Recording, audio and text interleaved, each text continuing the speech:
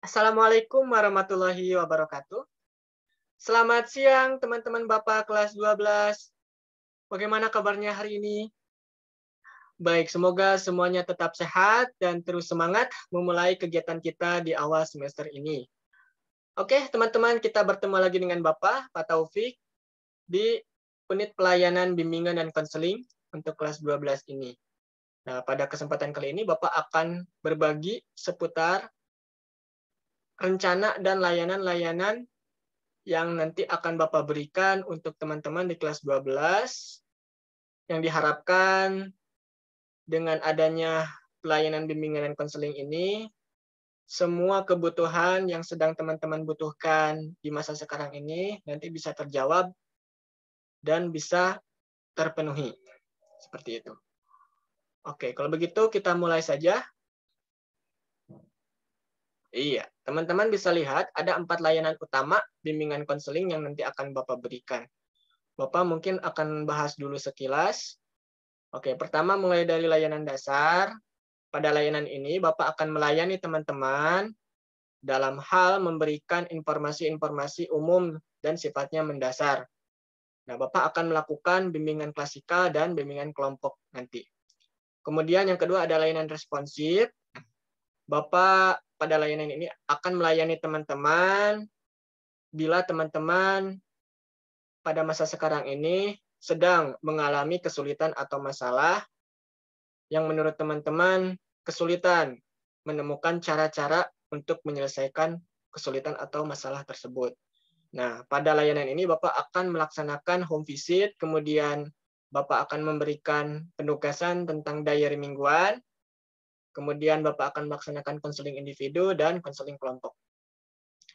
Layanan berikutnya ada layanan perencanaan individual. Pada layanan ini Bapak akan melayani teman-teman dalam merencanakan karir di masa yang akan datang.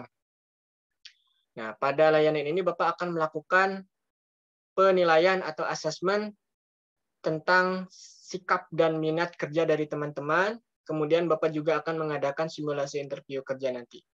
Terakhir ada layanan dukungan sistem. Nah, pada layanan ini Bapak akan bekerja sama dengan Bapak dan Ibu guru terkait, sehingga diharapkan dengan adanya kerjasama ini akan mengoptimalkan pelayanan bimbingan dan konseling di kelas 12. Oke, seperti itu.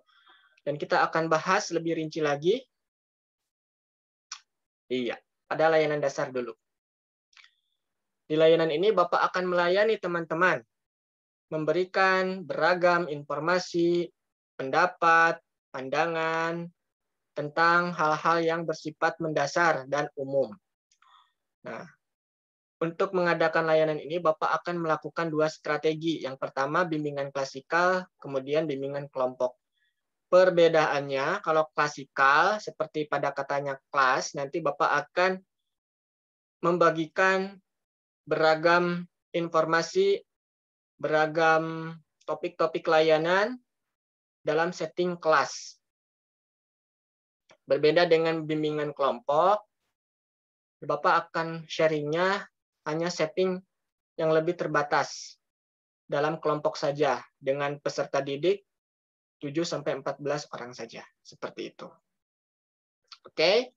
Berikutnya layanan responsif. Nah, pada layanan ini Bapak akan melayani teman-teman bila teman-teman saat ini sedang mengalami kesulitan atau masalah. Kemudian teman-teman merasa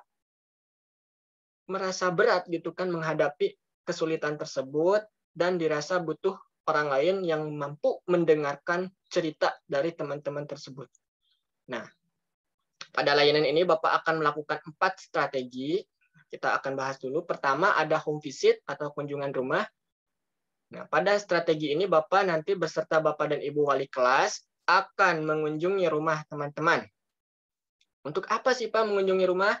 Nanti Bapak akan membantu teman-teman untuk mendengarkan curhatan. Kita nanti akan cerita tentang kesulitan yang sedang dihadapi. Kemudian nanti kita juga akan berbagi pandangan atau informasi-informasi yang pada akhirnya mampu membantu teman-teman untuk mandiri, ya, mandiri dalam hal mampu menyelesaikan kesulitan atau masalahnya sendiri. Oke, yang kedua ada diary mingguan.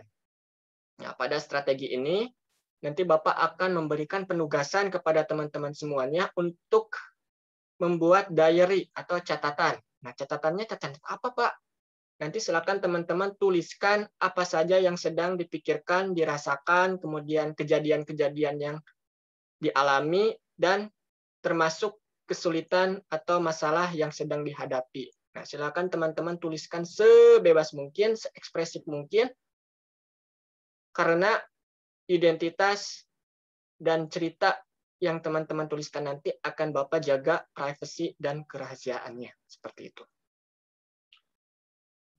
Nah, untuk di strategi yang ketiga dan keempat, Bapak akan mengadakan konseling individu dan konseling kelompok. Nanti dilaksanakannya secara daring, khusus untuk konseling individu, Bapak akan melaksanakannya via platform chat aplikasi WhatsApp.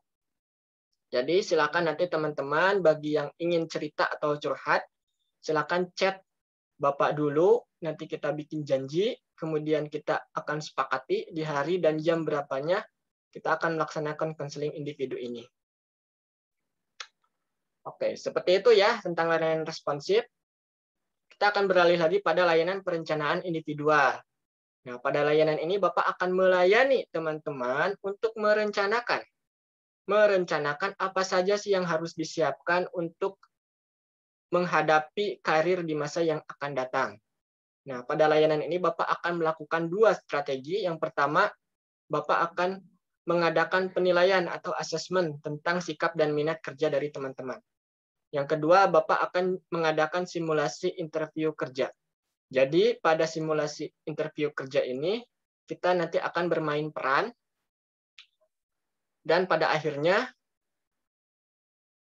kita bisa mengerti, setidaknya kita bisa mendapatkan bayangan, oh ternyata interview kerja yang akan saya hadapi setelah lulus sekolah ini, ya kurang lebihnya tidak jauh dari simulasi yang nanti akan diberikan. Jadi teman-teman sudah tidak kaget lagi nanti untuk menyiapkan apa saja yang harus disiapkan menghadapi interview kerja. Dan pada akhirnya teman-teman berhasil diterima di tempat kerja yang teman-teman impikan tersebut. Seperti itu. Oke, dan ini layanan dukungan sistem. Nanti Bapak akan melayani teman-teman dengan cara bekerja sama dengan Bapak dan Ibu guru terkait, sehingga mampu membantu dan bermanfaat untuk mendukung terlaksananya pelayanan, bimbingan, dan konseling untuk teman-teman semua di kelas 12 ini. Baik, kita akan bahas lagi secara rinci tentang bimbingan klasikal atau layanan dasar, di mana Bapak melayani teman-teman memberikan informasi-informasi atau topik layanan yang sifatnya umum dan mendasar. Nah, teman-teman bisa lihat, di sini ada 4 bidang bimbingan ya, mulai dari bidang pribadi, belajar, sosial, sampai karir. Nah, kita bahas dulu satu persatu. Bimbingan di bidang karir, nanti teman-teman akan mendapatkan informasi tentang apa itu keterampilan kerja, disiplin kerja, kemudian sikap minat dan perilaku wirausaha, sampai informasi tentang perguruan tinggi bagi teman-teman yang nanti akan meneruskan ke perguruan tinggi. Yang kedua ada bimbingan belajar. Nah, pada bimbingan ini nanti teman-teman akan mendapatkan informasi yang penting tentang tips dan trik belajar teknik Pomodoro dan literasi digital.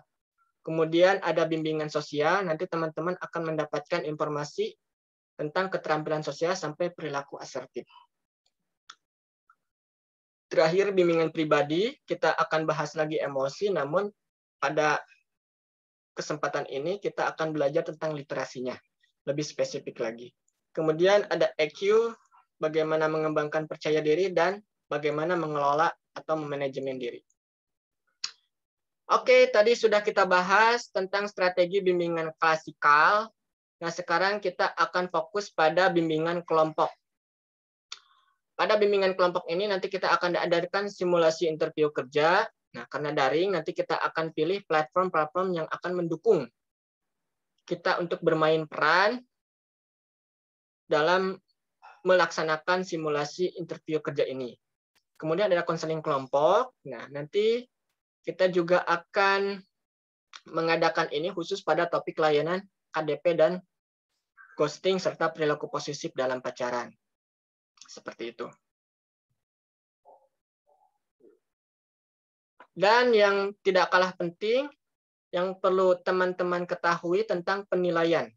Penilaian dalam bimbingan dan konseling berfokus pada nilai sikap. Diharapkan teman-teman setelah menjalani pelayanan bimbingan dan konseling ini, nilai sikapnya minimal kriterianya B, baik. Adapun sikap-sikap yang nanti akan Bapak nilai, diantaranya ada sikap religius, nasionalis, integritas, mandiri, dan gotong royong. Perbedaannya, penilaian proses dan hasil itu pada pelaksanaan. Kalau misalnya evaluasi proses, nanti akan Bapak laksanakan saat kegiatan berlangsung.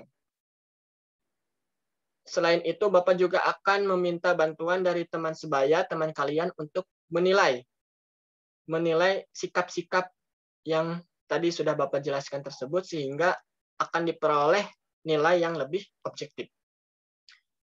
Nah, pada evaluasi hasil nanti akan Bapak nilai setelah kegiatan berakhir. Oke, seperti itu yang bisa Bapak sampaikan. Terima kasih atas perhatian dan kerjasama teman-teman. Yuk kita jalani kegiatan di awal tahun ajaran ini dengan semangat, antusias, dan tetap pastinya menjaga prokes demi kesehatan kita bersama. Oke, Bapak cukupkan dulu. Terima kasih. Wassalamualaikum warahmatullahi wabarakatuh.